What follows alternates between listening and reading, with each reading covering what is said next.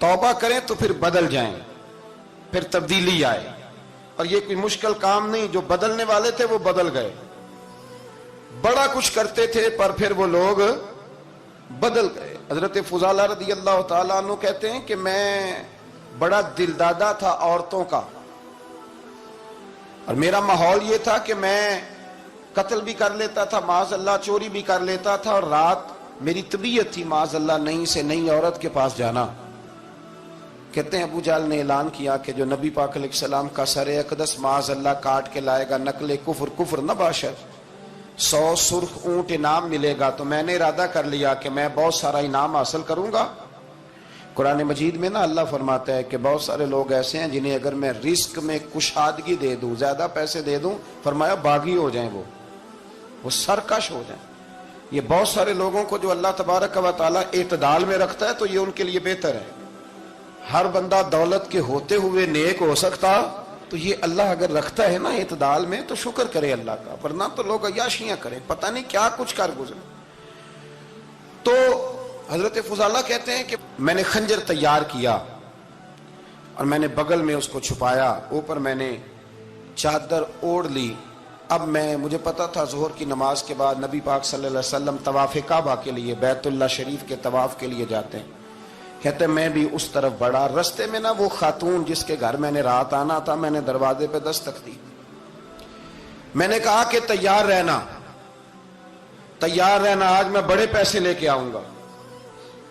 उसे मैंने ये कहा और फिर मैं चला गया बैतुल्लाह शरीफ का तवाफ करने।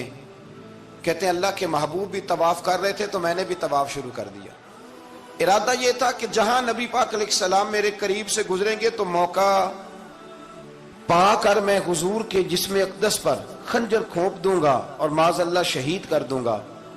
कहते हैं हुजूर एक दफा भी मेरे पास से गुजरे तो मैं हिम्मत ना कर सका, दूसरी दफा भी पास से गुजरे तो मैं हिम्मत ना कर सका, तीसरी दफा भी गुजरे तो मैं हिम्मत।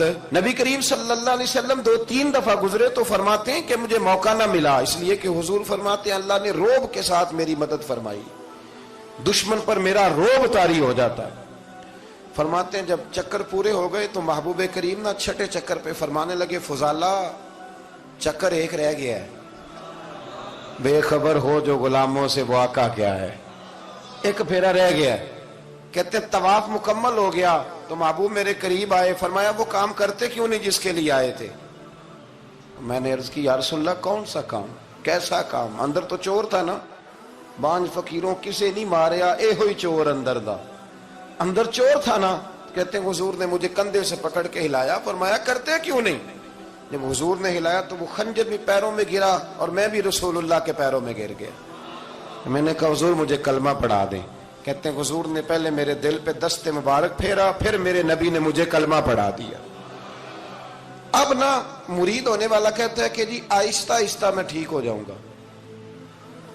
अब वो आहिस्ता आहिस्ता का क्या तर्जुमा है ये बिल्कुल समझ नहीं आती। भाई किसी बंदे से 5 लाख रुपया लेना है तो उससे वो कहता है जी मैं आहिस्ता आहिस्ता दूंगा, 500 रुपया दे दिया करूंगा रोज का, तो कहते हैं मेरी रकम खराब होती है, पूरे दो। और नेकी की बात जब आती है तो कहते हैं हजरत साहब दीन इतना सख्त नहीं है, मैं आहिस्ता आहिस्ता ठीक हो जाऊंगा। अब मैं मगरिब इशा पढ़नी शुरू कर दी है मैंने, अब मैं तस्बीह ले ली है, कल मैंने भी आहिस्ता आहिस्ता मैं ठीक हो जाऊंगा। यानी रकम लेनी हो तो वो आहिस्ता आहिस्ता कबूल नहीं है। लेकिन और मकान की रजिस्ट्री अगर करानी हो तो मालिक मकान कहेगा आहिस्ता आहिस्ता करा लो, कहते हैं पैसे पूरे दिए, सवेरे चल और बयान दे।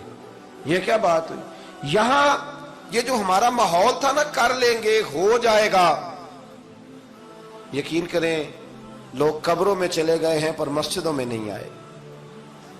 हर काम से लोग रिटायर हुए पर गुनाहों से रिटायर नहीं हुए। आखिर तक तबाही उतर गई लेकिन लोग बदलने को तैयार ना हुए। हजरत फुजाला कहते हैं अभी मैंने कलमा पढ़ा, अभी मैं वापस आया, रास्ते में वो बीबी खड़ी थी। कहते मैं वो शख्स था कि औरतें मरती थी मेरे ऊपर और किसी की जुर्रत थी कि वो आए बाएं शाएं करे, लेकिन फरमाते हैं मैं बीबी के पास से गुजर गया। पहले तो उसका ख्याल था रुकेगा, लेकिन जब मैं रुका ना तो दरवाजे पे आई, और जब मैं गुजर गया तो उसने आवाज दी, लेकिन मैंने सुनी अनसुनी कर दी। जब आगे बढ़ा तो मेरे पीछे दौड़ी। فرماتے مجھے پکڑ کے کہنے لگی فضالہ تجھے کیا ہوا، تو وہی نہیں جو یہاں سے گیا تھا؟ آپ فرماتے میں کبھی نہیں رویا تھا، میں کبھی نہیں رویا تھا۔ اور جب کہا نا تو وہی نہیں، کہتے میں نے سر اٹھایا تو میری آنکھوں میں آنسو تھے۔ میں نے کہا میں جو گیا تھا وہ نہیں ہوں، اب تو میں محمد عربی کا غلام بن گیا، اب میں وہ نہیں ہوں، اب نہیں ہو سکتا کہ کوئی میری نظر میلی ہو جائے، یہ کیسے ممکن؟ اب نا اسلام کی تعریف ہم نے یہ کی ہے کہ خبردار کوئی ہمارے قریب نہ آئے، ہم کسی کو بات نہیں کرنے دیتے کہ ہم مسلمان ہیں، ہم بات نہیں کرنے دیتے۔ پتہ کیا بات ہے، ایک میری یہ تقریر ہوتی ہے ممبر پہ، اور ایک میرا عمل ہوتا ہے جب میں سفر کرتا ہوں، جب میں گاڑی میں بیٹھتا ہوں، جب میں دوستوں سے ملتا ہوں۔ جب ان دونوں باتوں میں تضاد آتا ہے نا، تضاد، تو لوگ تقریر کو جذبات نہیں کہتے، ایک فن بن جاتی ہے تقریر۔ آپ کو پتہ ہے نا وائزین نعت خواں کہتے ہیں میں نے محفل لوٹ لی، پھر لوگ شمار کرتے ہیں کتنے لوگوں نے سبحان اللہ کہی، پھر لوگ شمار کرتے ہیں کہ آج 5 بندے روئے بھی تھے جب میں تقریر کر رہا تھا۔ تو پھر یہ فن ہے، یہ جذبات کا اظہار۔ سمجھ لیں بات کو کہ عمل جب آپ نہیں نہ کرتے عمل، تو آپ خود بڑے بے چین رہتے ہیں کہ یار یہ میں کیا کر رہا ہوں، یہ کون سا گورکھ دھندا ہے کہ میرا عمل صفر ہوتا جا رہا ہے۔ ہمارے ایک استاد تھے تو وہ فرمایا کرتے تھے کہ اگر پڑھے لکھے آدمی کو تم بے عمل دیکھو تو اس سے دور ہٹ جایا کرو، ورنہ تمہیں بھی بے عمل کر دے گا۔ میں نے ان سے عرض کی، میں نے کہا حضور یہ کیا ہے؟ تو فرمانے لگے اپنے حضرت صاحب سے پوچھنا، وضاحت کریں گے۔ میں نے حضرت صاحب سے کہا جی عجیب بات کر دی ہے، علم والے بندے کے پاس بیٹھ کے تو علم آتا ہے۔ تو وہ فرما رہے تھے کہ علم والے بندے کے پاس اگر وہ بے عمل ہو تو بالکل نہ بیٹھنا۔ تو حضرت صاحب فرمانے لگے انہوں نے صحیح کہا ہے۔ اب بات بہت بڑی ہے، پتہ نہیں آپ کی سمجھ میں آتی ہے نہیں آتی، بہرحال کر دیتا ہوں۔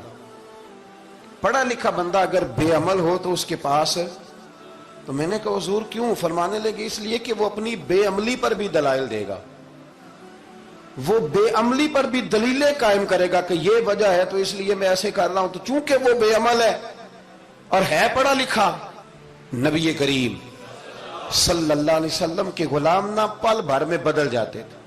اور اللہ تعالیٰ بھی نا بڑے موقع دیتا ہے ہمیں، بڑے موقع۔ حضور نے فرمایا جس نے ایمان اور احتساب کی نیت سے روزے رکھے وہ نئی زندگی کا آغاز کرے، اس لیے کہ اللہ نے اس کے پچھلے سارے گناہ معاف فرما دیے۔ میرے نبی کریم علیہ الصلوۃ والسلام نے فرمایا جو شخص بیمار ہو گیا، مریض ہو گیا، اور نسائی شریف میں فرمایا کہ 3 دن تک بستر پہ رہا اور اس نے شکوہ نہ کیا اللہ کا، اور جب وہ شفا یاب ہو کے بستر سے اٹھا ہے نا، تب اللہ نے اس کے پچھلے سارے گناہ معاف فرما دیے۔ اور فرمایا جو حج کرنے گیا، حج کر کے واپس آیا، اللہ کے حبیب فرماتے ہیں یوں سمجھے کہ میں آج ہی ماں کے پیٹ سے پیدا ہوا۔